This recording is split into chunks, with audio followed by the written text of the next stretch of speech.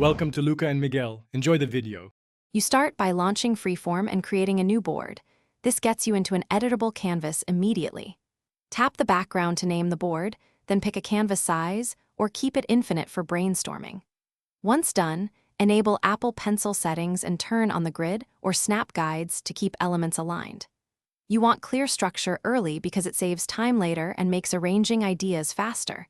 Once your tools and grid are set, you're ready to add content. Now add content.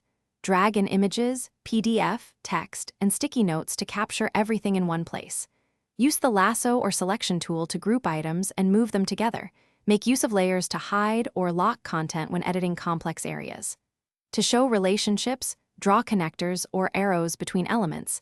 This helps when you explain flow or dependencies. Make sure to zoom and pan frequently so you don't crowd a single area. And reorganize groups as you finish by refining visuals. Tweak colors, stroke weight, and typography to improve readability. Use align and distribute tools for consistent spacing. Once polished, share via link or export as PDF or PNG. Set editing permissions if collaborating so changes are controlled.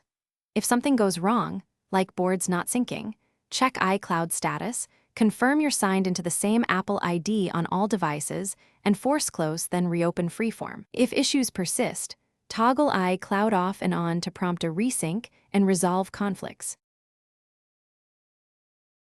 Thanks for watching and please subscribe. It's the best investment you'll ever make.